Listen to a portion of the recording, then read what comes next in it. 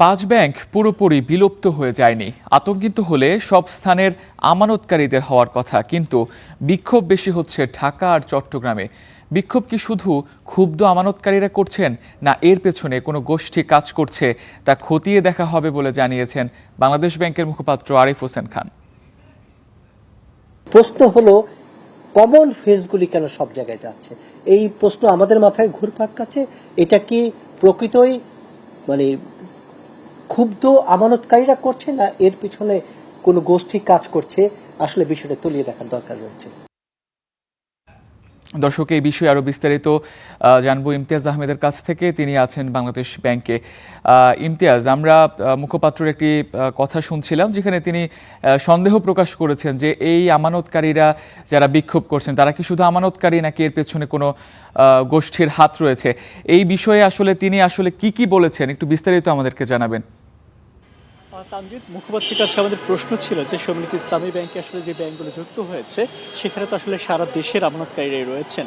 আর সারা দেশের আমানতকারীরাই আসলে এখন ভুক্তভোগী, তারা তাদের আমানত ফেরত পাবেন কিনা সেটা নিয়ে একটা উদ্বিগ্ন রয়েছে। কিন্তু যে মুখপাত্র, তার কাছে প্রশ্ন ছিল যে আন্দোলন শুধুমাত্র ঢাকাতে এবং চট্টগ্রামে কেন হচ্ছে। মূল আন্দোলনটা মূলত এবং ঢাকার চেয়েও চট্টগ্রামে সেই আন্দোলনটা আরও বেশি আগ্রাসী হচ্ছে, এর কারণ কি হতে পারে? এই প্রশ্নের জবাবে মুখপাত্র আসলে যেমনটা বলছিলেন যে এই বিষয়টা খতিয়ে দেখা হচ্ছে, কোনো বিশেষ গোষ্ঠীর ইন্ধনে এই ধরনের আন্দোলন হচ্ছে কিনা, কিংবা কারো ব্যক্তির স্বার্থ হাসিলের জন্য আন্দোলন হচ্ছে কিনা, সেটা কিন্তু আসলে বাংলাদেশ ব্যাংকের পক্ষ থেকেও একটি সন্দেহ প্রকাশ করা হয়েছে এবং তারা বিষয়টি খতিয়ে দেখছে। একই সঙ্গে প্রশাসনের সঙ্গেও তারা কিন্তু এই বিষয়টি নিয়ে বসেছে।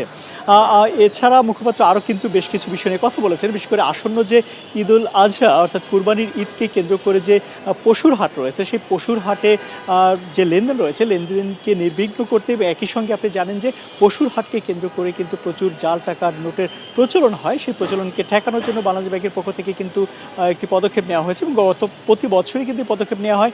তারই ধারাবাহিকতা এবছরও জাল নোট প্রতিরোধে পদক্ষেপ নেওয়া হয়েছে। প্রতিটি হাটে আলাদা করে বুথ স্থাপন করা হবে এবং সেই বুথে বিভিন্ন যে বাণিজ্যিক ব্যাংক রয়েছে, সেই বাণিজ্যিক ব্যাংক থেকে অভিজ্ঞ ক্যাশ অফিসাররা সেখানে বসবেন এবং টাকা জাল নোট আছে কিনা এবং একই সঙ্গে জাল নোট শনাক্তকারী মেশিনও সেখানে থাকবে। ফলে যারা সেখানে টাকা লেনদেন করবে, তারা সহজেই সেই জাল নোট সহজেই সেইগুলো চিহ্নিত করতে পারবেন। সেগুলো যদি কোনো জাল নোট আসে, সেগুলোকে আইনের আওতায় নিয়ে আসা হবে। একই সঙ্গে আরেকটি বিষয় কিন্তু বাংলাদেশ ব্যাংকের পক্ষ থেকে এবার নিশ্চিত করা হয়েছে, সেটা হলো ডিজিটাল লেনদেন কিন্তু এবছর বাড়ানোর জন্য তারা বিভিন্ন বুথ স্থাপন করার কথা বলছেন, অর্থাৎ নগদ টাকার লেনদেন কমিয়ে আনার চেষ্টা কিন্তু করছে। কারণ বিভিন্ন সময় আমরা দেখি যে হাটগুলো হয়, পশুর হাট, সেখানে কিন্তু নগদ টাকা লেনদেন করতে গিয়ে বিভিন্ন অপ্রীতিকর ঘটনা ঘটে, বিভিন্ন ছিনতাই, চুরি ছিনতাইয়ের ঘটনা ঘটে।